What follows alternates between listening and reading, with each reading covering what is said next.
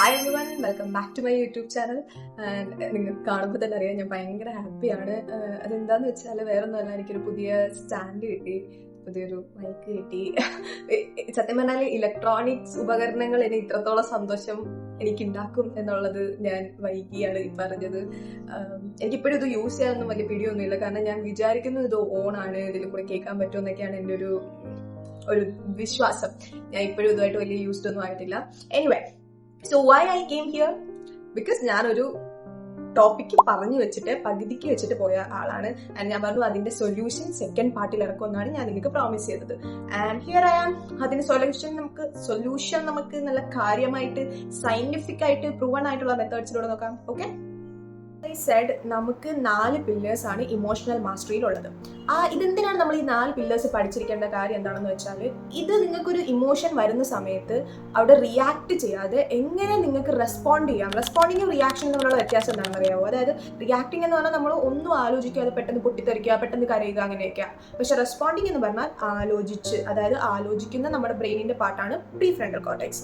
അതിനെ ആക്ടിവേറ്റ് ചെയ്യിച്ചുകൊണ്ട് എങ്ങനെ കൃത്യമായിട്ടൊരു ഡിസിഷൻ എടുക്കാം എന്ന് പഠിക്കാനും എപ്പോഴും ഒരു കയോസിൽ നിന്നും ഒരു കൺഫ്യൂഷനിൽ നിന്നും ഒരു ക്ലാരിറ്റിയിലേക്ക് നിങ്ങളെ എത്തിക്കാനും ഈ ഒരു 4 പില്ലേഴ്സ് നിങ്ങളെ ഹെൽപ്പ് ചെയ്യും. ആൻഡ് ഓൾസോ ഏറ്റവും ഇമ്പോർട്ടൻറ്റ് കാര്യം എന്താണെന്ന് വെച്ചാൽ, ഇതിൽ നിങ്ങൾക്ക് ഇയേഴ്സ് ഓഫ് തെറാപ്പിയുടെയോ അല്ലെങ്കിൽ ഒരുപാട് എക്സ്പെർട്ടൈസിൻ്റെ ഒന്നും കാര്യമില്ല. ഇത് ഏതൊരാൾക്കും, അതായത് ഒരു ബിഗിനർ ഫ്രണ്ട്ലി എന്ന് വേണമെങ്കിൽ പറയാം, ഏതൊരാൾക്കും ചെയ്യാൻ പറ്റുന്ന ഒരു കാര്യമാണ്. നിങ്ങൾ ഡെയിലി നിങ്ങളുടെ ഒരു 10 to 15 minutes നിങ്ങൾ ഡെയിലി ഇത് ചെയ്യുവാണെങ്കിൽ എനിക്ക് ഉറപ്പാണ്, നിങ്ങളുടെ പാസ്റ്റ് എന്തും ആയിക്കോട്ടെ, യു വിൽ സീ ഡിഫറൻസ്. ഒരിക്കലും നിങ്ങൾ ഇനി ഓവർ റിയാക്ട് ചെയ്യത്തില്ല, ഒരിക്കലും ഇമോഷണലി ബ്രേക്ക് ഡൗൺ ഉണ്ടാകത്തില്ല. നിങ്ങളുടെ റിയാക്ഷൻസിനെ നിങ്ങൾ മാസ്റ്റർ ചെയ്യാൻ പഠിച്ചിരിക്കും. സോ നമ്മുടെ ഫസ്റ്റ് പില്ലർ എന്ന് പറയുന്നത് അവയർനെസ് ആണ്. അതായത് നിങ്ങൾ തന്നെ ആലോചിച്ച് നോക്കുക, നിങ്ങൾക്കൊരു പ്രശ്നമുണ്ട്, പക്ഷെ നിങ്ങൾക്ക് അതിനെക്കുറിച്ച് വലിയ ഐഡിയ ഒന്നും ഇല്ല എന്താണ് പ്രശ്നം എന്നുള്ളതിനെക്കുറിച്ച്. അങ്ങനെയാണെങ്കിൽ എങ്ങനെ അതിനെ സോൾവ് ചെയ്യും? അപ്പം നമ്മൾ ചെയ്യേണ്ടത് എന്താണെന്ന് വെച്ചാൽ, അതിനെക്കുറിച്ച് അറിഞ്ഞിരിക്കണം. ഇത് ഒരു ഫേമസ് ആയിട്ടുള്ള സൈക്കോളജിസ്റ്റും പിന്നെ നമ്മുടെ ഇമോഷണൽ അജിലിറ്റി എന്നൊരു ബുക്കിന്റെ ഓതറും കൂടിയായിട്ടുള്ള ഡോക്ടർ സൂസൻ ഡേവിഡ് പറഞ്ഞിട്ടുള്ളൊരു കാര്യമാണ്. അതായത് പുള്ളിക്കാരി പറയുന്ന ഇതാണ്, നമ്മളുടെ ഇമോഷൻസിന് ചീത്തത് നല്ലത് എന്നൊന്നുമില്ല. നമ്മൾ പറയത്തില്ലേ, നീ ദേഷ്യപ്പെടുന്ന നിന്റെ ചീത്ത സ്വഭാവം കേട്ടോ എന്നൊക്കെ പറയത്തില്ലേ. പക്ഷേ പുള്ളിക്കാരിയുടെ അഭിപ്രായം വെച്ചിട്ട് അതിന് നല്ലത് ചീത്തത് എന്നൊന്നുമില്ല. അതെല്ലാം ഒരു ഡേറ്റ പോലെയാണ് പുള്ളിക്കാരി കാണുന്നത്. നമ്മൾക്ക് അതിനെക്കുറിച്ച് അറിഞ്ഞാലും ഇല്ലെങ്കിലും അത് വരും പോകും. പക്ഷെ നമ്മൾ അതിനെ മര്യാദയ്ക്ക് നേരെ കണ്ട് എന്താണ് നമ്മുടെ ബോഡിയിൽ നടക്കുന്നത് എന്നറിയാതെ ഇരുന്നാൽ അത് ചിലപ്പോൾ ഇമോഷണൽ ബ്രേക്ക് ഡൗൺ ആയിട്ടോ അല്ലെങ്കിൽ ഒരുപാട് ആൻസൈറ്റി ആയിട്ടോ ഡിപ്രഷൻ ആയിട്ടൊക്കെ എത്തിച്ചേരാൻ സാധ്യതയുണ്ട്. സോ നമുക്ക് ചെയ്യാൻ പറ്റുന്ന കാര്യം എന്താണെന്ന് വെച്ചാൽ, ഈ ഇമോഷൻസ്, എന്ത് ഇമോഷനും ആയിക്കോട്ടെ, ദേഷ്യം ആയിക്കോട്ടെ, സങ്കടം ആയിക്കോട്ടെ, അല്ലെ നിരാശ ആയിക്കോട്ടെ, എന്താണെങ്കിലും ആ ഒരു ഇമോഷനായിട്ടൊരു ഇമോഷണൽ അജിലിറ്റി ഉണ്ടാക്കാം. ഇമോഷണൽ അജിലിറ്റി എന്ന് പറഞ്ഞാൽ എന്താണ്? നമ്മൾ ആ ഒരു ഇമോഷനെ നല്ല രീതിയിൽ അറിഞ്ഞു വെക്കുകയും അതിനെ എങ്ങനെ ഒരു ഫ്രണ്ട്ലി, ഇപ്പോൾ നമുക്കൊരു സുഹൃത്തുണ്ട്, അവരോട് നമ്മൾ നല്ല ഫ്രണ്ട്ലി ആയിട്ട് നമ്മൾ പെരുമാറത്തില്ലേ, അതുപോലെ തന്നെ നമ്മുടെ ഇമോഷൻസിനോട് നമുക്ക് അങ്ങനെ തന്നെ പെരുമാറാം. ആൻഡ് ഓൾസോ നിങ്ങൾ എപ്പോഴും അതിനെക്കുറിച്ച് ക്യൂരിയസ് ആയിരിക്കണം. അതായത് ഒരു ദിവസം ഞാൻ ഒരു കാര്യമില്ലാതെ ദേഷ്യപ്പെടുവാണ്, അപ്പം ഞാൻ ഇങ്ങനെ ക്യൂരിയസ് ആയിട്ട് എൻ്റെ ബ്രെയിൻ വർക്ക് ചെയ്യണം. എന്തിനാണ് ഞാനിപ്പോൾ ദേഷ്യപ്പെട്ടത് ഒരു കാര്യമില്ലാതെ? എന്തെങ്കിലും ബോഡിയിൽ എന്തെങ്കിലും ചേഞ്ചസ് ഉണ്ടോ? എൻ്റെ പേസ് അടുത്തിരിക്കുവാണോ? അതോ എൻ്റെ PCOD സിംറ്റംസ് ആണോ?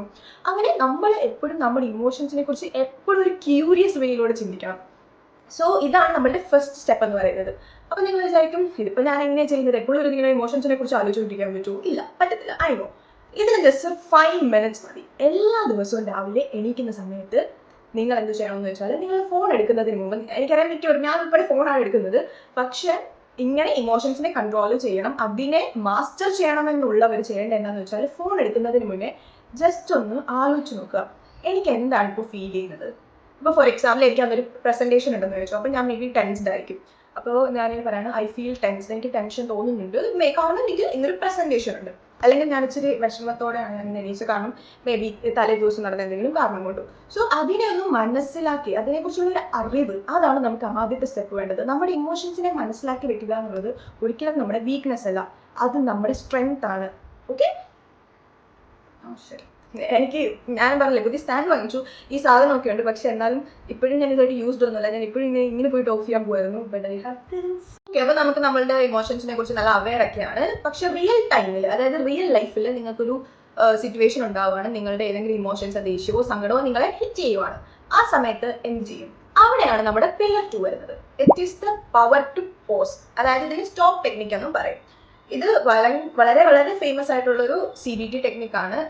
സോ എന്താ സംഭവം എന്ന് വെച്ചാൽ നമ്മുടെ ഡോക്ടറായിട്ടുള്ള റിക് ഹാൻസൺ പറയുന്നത്, അതായത് ഞങ്ങൾക്ക് പറഞ്ഞുതരാം, ഒരു വലിയൊരു റോഡ് കൊണ്ട് ഒരു കുഞ്ഞു ഷോർട്ട് കട്ട് റോഡ് ഉണ്ട്. ഓക്കെ, നമ്മൾ മിക്കപ്പോഴും എന്താ ചെയ്യുക, ഷോർട്ട് കട്ട് റോഡിലൂടെ പോകും അല്ലേ. പക്ഷെ റിക് ഹാൻസൺ പറയുന്നത് നിങ്ങൾ ആ വലിയ റോഡ് ചൂസ് ചെയ്യണം. അതായത് നിങ്ങൾക്ക് എന്തെങ്കിലും ഒരു സിറ്റുവേഷൻ നിങ്ങളുടെ ലൈഫിൽ വന്നാൽ നിങ്ങൾ എന്താ ചെയ്യേണ്ടതെന്ന് വെച്ചാൽ ഈ ഒരു റോഡ് ചൂസ് ചെയ്യണം.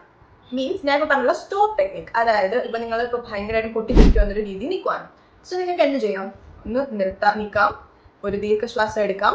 അതിനുശേഷം എന്ത് ചെയ്യണം, നിങ്ങൾ ഒന്ന് ചിന്തിക്കണം, എന്താണ് ഇപ്പോൾ സംഭവിക്കുന്നത്, എന്താണ് എൻ്റെ തോട്ട്സ്, എൻ്റെ ബോഡി എന്തിലൂടെയാണ് കടന്നു പോകുന്നത്. അതായത് ഇപ്പോൾ ദേഷ്യമൊക്കെ വരുന്ന സമയത്ത് നമ്മുടെ ഹാർട്ട് ബീറ്റ് കൂടും, ഭയങ്കരമായിട്ടും വിയർക്കും, അങ്ങനെയൊക്കെ സംഭവങ്ങളൊക്കെ വരും. സോ അതൊന്ന് ഒബ്സർവ് ചെയ്യുക. അതിനുശേഷം അവയർനെസ്സോടെ എന്താണ് നിങ്ങളുടെ തോട്ട്സിലും ബ്രെയിനിലും ബോഡിയിലും നടക്കുന്നതെന്ന് അവയർനെസ്സോടെ പ്രൊസീഡ് ചെയ്യുക. ഓക്കെ, സോ ഇതാണ് നമ്മുടെ stop technique, taking the high road. Okay, so ഈ ഒരു കാര്യം ചെയ്യുമ്പോൾ നിങ്ങൾ വിചാരിക്കും ഇത് ചെയ്യുന്നതുകൊണ്ട് എന്താ, ഇതൊന്നും കേൾക്കുമ്പോൾ വലിയ പ്രശ്നമൊന്നുമില്ല, 2 മിനിറ്റ് കഴിയുന്ന കാര്യമല്ലേ, ഇതിലിപ്പോൾ എന്തോ ഇതെന്ന്. അതായത് നിങ്ങളുടെ ബ്രെയിനിൽ 2 ആൾക്കാർ, ഞാൻ ഇതിന് മുന്നേ വീഡിയോയിൽ പറഞ്ഞിട്ടുള്ളതാണ്, അമിഗ്ഡാലയും PFC. സോ PFC ആണ് നമ്മളെ ചിന്തിച്ച് നമ്മളെ കാര്യങ്ങൾ ചെയ്യിപ്പിക്കാൻ കഴിവുള്ള ആള്. പക്ഷെ നമ്മൾ ഈ ഷോർട്ട് കട്ട് എടുക്കുമ്പോഴേക്കും പെട്ടെന്ന് വർക്ക് ആവുന്നത് നമ്മുടെ അമിഗ്ഡാലയാണ്. അമിഗ്ഡാല എന്ന് പറഞ്ഞാൽ പെട്ടെന്ന് ദേഷ്യം അല്ലെങ്കിൽ പെട്ടെന്ന് പൊട്ടിത്തെറിക്കുന്ന ഒരാളാണ്. സോ നമ്മൾ അമിഗ്ഡാലയ്ക്ക് അവിടെ റെസ്റ്റ് കൊടുത്തിട്ട് വലിയ റോഡ് എടുക്കുന്നതിലൂടെ എന്ത് സംഭവിക്കും, നമ്മൾ ചിന്തിച്ച് പ്രവർത്തിക്കാനുള്ള ഒരു കഴിവ് നമുക്കുണ്ടാവും. ഇതാണ് നമ്മുടെ സെക്കൻഡ് പില്ലർ. സോ നമ്മുടെ പില്ലർ 3 എന്ന് പറയുന്നത് റീഫ്രെയിം യുവർ മൈൻഡ്. അതായത് ഞാനൊരു കാര്യം, ഒരു എക്സാമ്പിൾ പറഞ്ഞുതരാം. കഴിഞ്ഞ ദിവസം എൻ്റെ ലൈഫിൽ നടന്നൊരു കാര്യമാണ്. ഞാൻ മേ ബി എല്ലാവർക്കും കേൾക്കുന്നവർക്കറിയാം, ഞാനൊരു ട്രീറ്റ്മെൻറ്റിലൂടെ കടന്നു പോയിക്കൊണ്ടിരിക്കുകയാണ്. സോ ഒരു ദിവസം എന്നോട് എൻ്റെ ഡോക്ടർ വന്നിട്ട് പറഞ്ഞു, നെക്സ്റ്റ് ഫ്രൈഡേ ഒരു റിവ്യൂ ഉണ്ടാകും, സോ ഒന്ന് പ്രിപ്പയർ ആയി വരികയെന്ന് പറഞ്ഞു. അത്രേ പറഞ്ഞുള്ളൂ. അപ്പോൾ എന്താ സംഭവിച്ചതെന്ന് വെച്ചാൽ എനിക്ക് ഇതിന് മുന്നേ ഒരു ഇച്ചിരി പെയിൻഫുൾ ആയിട്ടുള്ളൊരു റിവ്യൂ നടന്നിട്ടുണ്ടായിരുന്നു. അപ്പം അതിനെക്കുറിച്ചോ ഒന്നും ഡോക്ടർ പറഞ്ഞില്ല, ബട്ട് സ്റ്റിൽ എൻ്റെ മൈൻഡ് പറഞ്ഞു, ഈ റിവ്യൂ അത് തന്നെയായത് അതായിരിക്കും എന്ന് പറഞ്ഞിട്ട് ആ ഒരു 1 വീക്ക് ഞാൻ ഭയങ്കരമായിട്ടും ടെൻഷൻ അടിച്ചു തന്നെയാണ്. ഞാൻ മാത്രമല്ല, എൻ്റെ അമ്മയും എൻ്റെ ഫാമിലി മൊത്തം ടെൻഷൻ അടിച്ചു. രാത്രിയിൽ ഇവൻ സ്വപ്നം കാണുന്നത് പോലും ഡോക്ടർ ഇങ്ങനെ വലിയ സൂചിയായിട്ടൊക്കെ വരുന്നതൊക്കെയാണ്. അതൊന്നും ആക്ച്വലി പ്രോസസ്സിലുള്ള കാര്യമേ അല്ല, സിറിഞ്ചൊന്നും ഇൻവോൾവ് അല്ല, പക്ഷെ അതൊക്കെയാണ് എൻ്റെ അൺകോൺഷ്യസ് മൈൻഡിൽ പോലും വന്നു വരുന്നത്. സോ ഞാൻ എന്തുകൊണ്ട് ഇതിവിടെ പറയാൻ കാര്യം എന്ന് വെച്ചാൽ, നമ്മുടെ മൈൻഡിനോട് നമ്മൾ എന്താണോ പറയുന്നത് ഭയങ്കര ഇമ്പോർട്ടൻ്റ് ആയിട്ടുള്ള കാര്യമാണ്.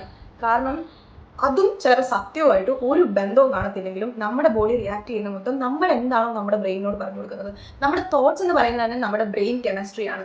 സോ നമ്മൾ എന്താണോ പറഞ്ഞു കൊടുക്കുന്നത് അത് മാത്രമേ നമ്മുടെ ബോഡിക്ക് അറിയത്തുള്ളൂ. അതാണ് കൂടുതലും മാറ്റർ ചെയ്യുന്നത്. സോ ഇവിടെ എന്താ സംഭവം എന്ന് വെച്ചാൽ, നിങ്ങൾക്ക് പല സിറ്റുവേഷൻസും ഉണ്ടാകുമ്പോൾ നിങ്ങൾ തന്നെ എല്ലാത്തിനും ശേഷം ഒന്ന് ചിന്തിച്ച് നോക്കിയാൽ, മേ ബി നിങ്ങളുടെ ലൈഫിൽ നടക്കുന്ന കാര്യമല്ലാതെ ഇപ്പം എനിക്കൊരു ബാഡ് സിറ്റുവേഷൻ ഉണ്ടായി, ഞാനത് വേറൊരാളുടെ ലൈഫിൽ നടക്കുന്ന ഒരു കാര്യമായിട്ടിരുന്ന് ആലോചിച്ച് നോക്കുമ്പോൾ ചിലപ്പോൾ എനിക്ക് മനസ്സിലാവും ഞാൻ അതത്ര റിയാക്ട് ചെയ്യേണ്ട കാര്യമില്ലായിരുന്നു, ഇറ്റ് വാസ് വെരി സിമ്പിൾ എന്നൊരു രീതിയിൽ മനസ്സിലാവും. സോ നിങ്ങൾ പലപ്പോഴും ഓരോ സിറ്റുവേഷൻ ഉണ്ടാകുന്ന സമയത്ത് നിങ്ങളോട് തന്നെ ചോദിക്കുക, ഞാൻ ഇങ്ങനെ റിയാക്ട് ചെയ്യേണ്ട കാര്യമുണ്ടോ, അത് അത്രയ്ക്ക് വലിയ കാര്യമാണോ, അതോ അതിൻ്റെ പിന്നിൽ ചിലപ്പോൾ റീസണബിൾ ആയിട്ടുള്ള എന്തെങ്കിലും കാര്യങ്ങൾ ഉണ്ടാവില്ലേ, ഞാൻ ഇങ്ങനെ ദേഷ്യപ്പെടേണ്ട അല്ലെങ്കിൽ സങ്കടപ്പെടേണ്ട കാര്യമുണ്ടോ എന്ന് ചോദിച്ച് നിങ്ങളുടെ തോട്ട്സിനെ നിങ്ങൾ റീഫ്രെയിം ചെയ്യാൻ ശ്രമിക്കുക. ആൻഡ് ഇതെങ്ങനെ ഡെയിലി പ്രാക്ടീസ് ആക്കുക എന്നുള്ളത് ഞാൻ പറഞ്ഞുതരാം. ഡെയിലി രാത്രി കിടക്കുന്ന സമയത്ത് ജേർണലിംഗ് ചെയ്യുന്നത് ഇറ്റ്സ് ദ ബെസ്റ്റ് തിങ്. ഞാൻ പറഞ്ഞില്ല, ഞാൻ റീസെൻ്റ് ആയിട്ടാണ് ആക്ച്വലി ഞാൻ സൈക്കോളജി പഠിക്കാൻ തുടങ്ങിയ പിന്നെയാണ് ഞാൻ ഇതൊക്കെ ചെയ്യാൻ തുടങ്ങിയത്. അതുവരെ ഞാൻ ഇതിലൊന്നും ഒട്ടും ബോധോടും അല്ലായിരുന്നു, എനിക്ക് അവയർനെസ്സും ഇല്ലായിരുന്നു. പക്ഷെ ഇതെല്ലാം അറിഞ്ഞു കഴിയുമ്പോൾ കിട്ടുന്ന ഒരു പീസ് ഓഫ് മൈൻഡ് ഉണ്ടല്ലോ, അത് ഭയങ്കര വലുതാണ്. സോ നമ്മൾ എന്താ ചെയ്യണമെന്ന് പറഞ്ഞാൽ, രാത്രി കിടക്കാൻ നേരത്ത് ഒന്ന് ജസ്റ്റ് എഴുതുകയോ അല്ലെങ്കിൽ നിങ്ങൾക്ക് നിങ്ങളോട് ജസ്റ്റ് ചോദിക്കുകയെങ്കിലും ചെയ്യാം.